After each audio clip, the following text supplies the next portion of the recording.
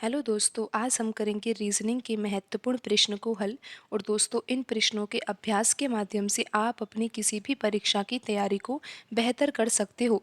आइए दोस्तों, शुरू करते हैं आज का पहला प्रश्न। यहाँ पर प्रश्न में दिया है कि 20:30 समान अनुपात 110 अनुपात प्रश्न चिन्ह। हमें यहाँ पर ये पता लगाना है कि प्रश्न चिन्ह के स्थान पर दिए गए ऑप्शन में से कौन सी संख्या आएगी।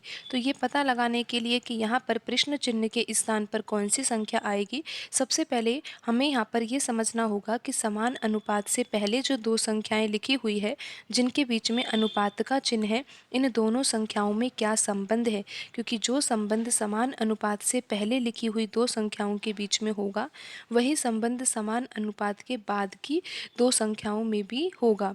तो सबसे पहले यही जानना होगा कि 20 और 30 में कैसा संबंध है, किस आधार पर, किस पैटर्न पर ये दोनों संख्याएं लिखी हुई है।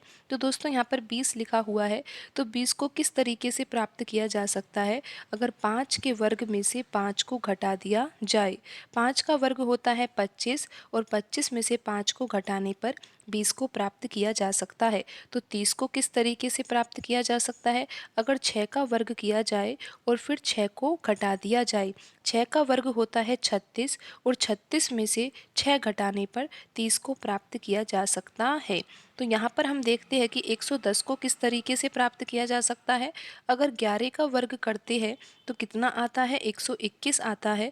और 121 में से अगर 11 को घटा दिया जाता है तो कितना आता है, 110 आता है। तो दोस्तों, आपको यहाँ पर ये समझ आ गया होगा कि ये पैटर्न यहाँ पर लग रहा है। तो यहाँ पर अब अनुपात के बाद कौन सी संख्या का वर्ग होगा। 5 के बाद 6 का वर्ग किया गया है, तो उसी प्रकार 11 के बाद आने वाली संख्या 12 होगी। तो यहाँ पर करा जाएगा 12 का वर्ग और 12 को घटाया जाएगा। 12 का वर्ग होगा 144 और 144 में से अगर 12 को घटाया जाता है तो आंसर आ जाता है 132। ऑप्शन डी में लिखी हुई संख्या 132 ही है। आप एक बार फिर से समझ लीजिए यहाँ पर किस तरीके से आंसर आया है। 20 लिखा हुआ है, 20 को प्राप्त किया जा सकता है 5 के वर्ग में से 5 को घटाने पर। 5 के बाद जो अगली संख्या आती है वो होती है 6। तो जो अनुपात के बाद लिखी हुई संख्या 30 है, 30 को प्राप्त किया जा सकता है 6 के वर्ग के द्वारा। 6 के वर्ग में से 6 को घटाना है।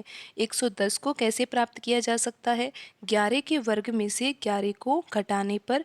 11 के बाद अगली संख्या आती है 12, तो अनुपात के बाद वाली संख्या में किसका वर्ग किया जाएगा, 12 का वर्ग किया जाएगा और 12 को घटाया जाएगा।